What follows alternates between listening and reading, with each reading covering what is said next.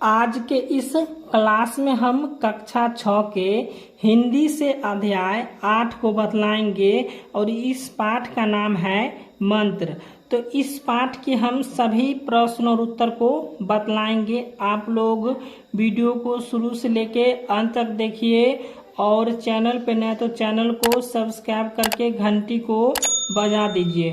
तो चलिए अब हम प्रश्न की ओर बढ़ते हैं।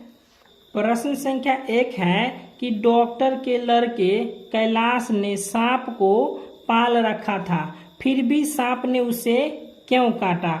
तो इसका उत्तर हम लिखेंगे कि सांप की यह प्रकृति होती है कि वह तब तक आक्रमण नहीं करता है जब तक उसे यह न लगे कि कोई व्यक्ति उसे मारना या चोट पहुंचाना चाहता है। तो सांप को लगा कि कैलाश उसे मारना चाहता है, अतः आत्मरक्षा के लिए सांप ने कैलाश को काटा।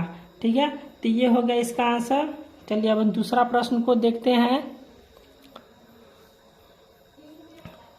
तो दूसरा प्रश्न है कि डॉक्टर चड्ढा बूढ़े व्यक्ति को क्यों खोज रहा था।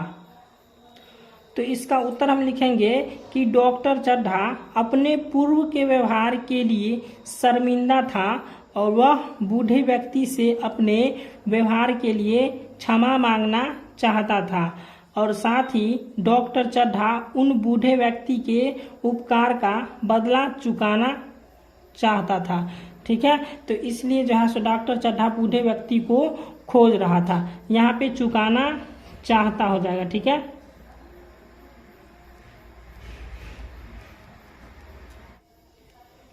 अब तीसरा प्रश्न है डॉक्टर के लड़के कैलाश को सांप ने काट लिया। इस खबर को सुनकर बूढ़े व्यक्ति को नींद क्यों नहीं आ रही थी। तो इसका उत्तर हम लिखेंगे कि मानवता की भावना और अपने कर्तव्य बोध के कारण बूढ़े व्यक्ति चाहकर भी नहीं सो रहा था और 80 वर्ष के उसके जीवन में पहला अवसर था कि ऐसा समाचार पाकर भी वह दौड़कर न गया हो। तो इसका अंतर्मान उसे अपने कर्तव्य के प्रति जागरूक कर रहा है। ठीक है, ये हो गया। अब पाठ से आगे का प्रश्न है। तो पाठ से आगे का प्रश्न है पहला प्रश्न कि डॉक्टर द्वारा बूढ़े के लड़के को देखने से इनकार करने पर बूढ़ा व्यक्ति को कैसा महसूस कर रहा होगा, अपने शब्दों में लिखिए। तो इसका उत्तर हम लिखेंगे कि डॉक्टर द्वारा बूढ़े के लड़के को देखने से इनकार करने पर बूढ़ा व्यक्ति हतप्रभ हो गया और उसके मन को ठेस लगी, वह अंदर से टूट गया था। कोई उपाय नहीं देख डोली उठा ली और वह घर को लौट गया। ठीक है, कोई उपाय नहीं देख डोली उठा ली और वह घर को लौट गया। ठीक है, तो ये हो गया एक का आंसर। चलिए अब दूसरा देखते हैं।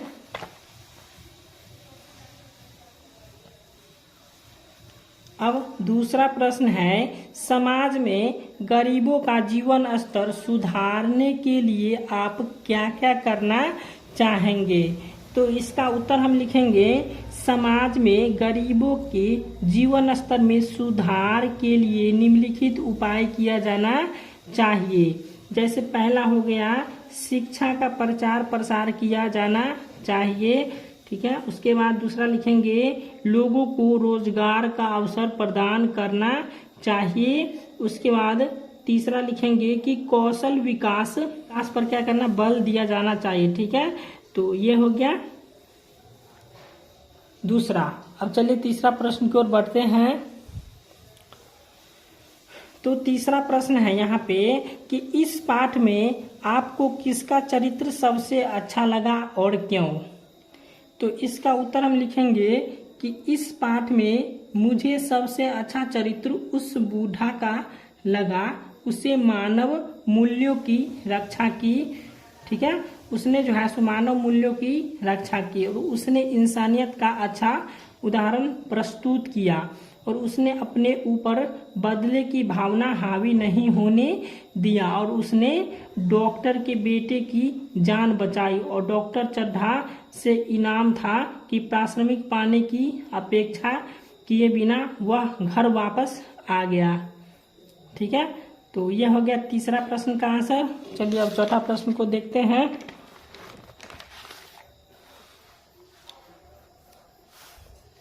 तो चौथा प्रश्न है कि इस पाठ से हमें क्या शिक्षा मिलती है।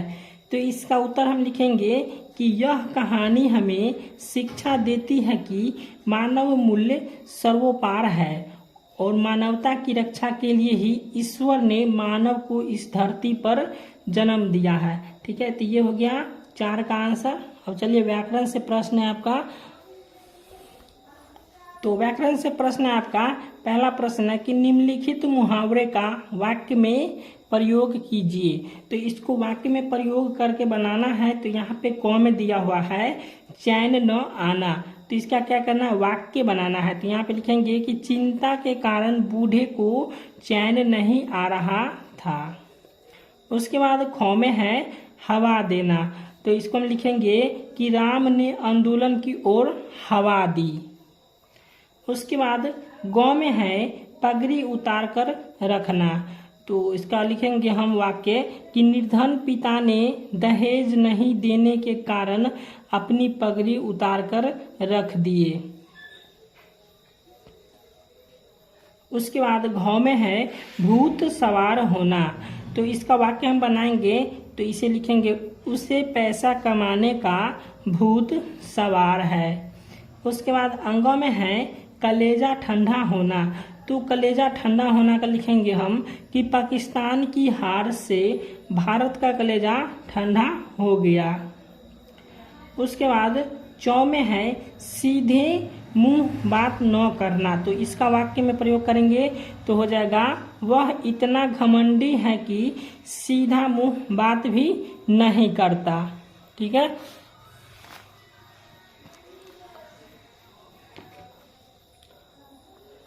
अब दूसरा प्रश्न है निम्नलिखित शब्दों में अ उपसर्ग लगाकर विलोम बनाइए।